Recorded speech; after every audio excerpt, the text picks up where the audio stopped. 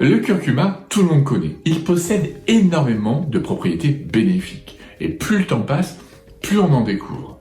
Mais ce que l'on sait moins, c'est que ce même curcuma possède aussi une huile essentielle qui est très prometteuse. C'est vraiment une huile essentielle sur laquelle il va falloir compter. Coucou tout le monde, comment ça va bien? Bienvenue sur Phytoasis, c'est Laurent. Si comme moi vous partagez un intérêt tout particulier pour prendre soin de vous et de votre santé naturellement, et que vous souhaitez en découvrir davantage sur les huiles essentielles, vous éclater avec et mieux les utiliser, alors je vous donne rendez-vous en conférence. Et c'est très simple, le lien est juste en dessous dans les descriptions. Vous n'avez qu'à cliquer, vous inscrire et c'est fait. Et tant que vous y êtes, vous pouvez aussi récupérer mon e-book gratuit qui se trouve encore juste en dessous. Voilà, ça c'est fait, on va pouvoir commencer. Mais alors, de quoi est capable cette huile essentielle de curcuma? En fait, ce qu'il faut savoir, c'est que c'est déjà une très bonne protectrice de tout votre système digestif, et en particulier de votre foie. Elle le protège très bien. Elle lui permet de mieux fonctionner. Du coup, il va mieux synthétiser et sécréter les sucs biliaires, ce qui va améliorer à la fois la digestion des lipides, mais aussi de tout le reste. Ça va lui permettre de mieux éliminer les déchets, et donc de vous protéger des agents agressifs, des polluants, et ce qui va lui permettre de mieux se régénérer. Donc on pourra l'utiliser préventivement, on pourra l'utiliser en cas d'hépatite, ou même soutenir son action en cas de cirrhose. Il améliore la digestion dans sa globalité, donc même au niveau intestinal où il sera très efficace. Du coup, ça va diminuer la formation des gaz, diminuer les flatulences et vous allez améliorer les sensations de ballonnement. Et ça, c'est en partie dû aussi au fait qu'il a de très bonnes capacités antalgiques et anti-inflammatoires. Et cette capacité anti-inflammatoire, vous allez aussi pouvoir l'utiliser pour améliorer d'autres douleurs, comme les douleurs musculaires ou les douleurs articulaires. Cela pourra donc vous apaiser en cas de contracture musculaire ou d'arthrose, voire même de rhumatisme. Enfin, c'est une huile essentielle qui est une très puissante antioxydante et qui sera donc très intéressante pour lutter contre ce stress oxydant, qui a un effet très délétère sur l'ensemble de notre organisme. Du coup, en l'utilisant, vous allez améliorer votre état général, vous allez améliorer l'état de votre microbiote, ce qui peut être très intéressant justement en cas de syndrome métabolique ou même chez la personne diabétique. Ça va l'améliorer de façon globale parce qu'en fait ça va diminuer l'inflammation de bas grade. Mais à ce moment-là, il faudra l'utiliser avec d'autres huiles essentielles, avec d'autres plantes en phytothérapie et il faudra faire aussi des cures, tout simplement jamais sur du long terme.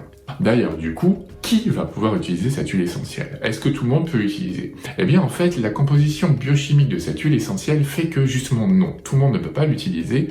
On ne peut pas l'utiliser chez les enfants de moins de 7 ans, on ne doit pas l'utiliser non plus chez la femme enceinte.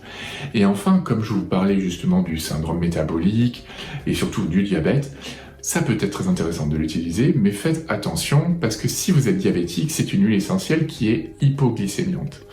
Donc, contrôlez bien votre glycémie si jamais vous décidez de l'utiliser. Et pour ce qui est des modes d'utilisation, comment est-ce qu'on peut l'utiliser? Vous pouvez l'utiliser en inhalation sèche, vous pouvez l'utiliser en diffusion atmosphérique. Oui, ça c'est possible, mais c'est vrai que c'est rare, on ne l'utilise pas vraiment comme ça. Le plus souvent, ça va être plutôt par voie orale, tout simplement parce que, à la base, le curcuma c'est quand même une épice très connue, très utilisée dans la gastronomie, ne serait-ce que pour faire du curry. Et donc, du coup, vous allez pouvoir, grâce à l'huile essentielle cette fois, aussi aromatiser certains plats.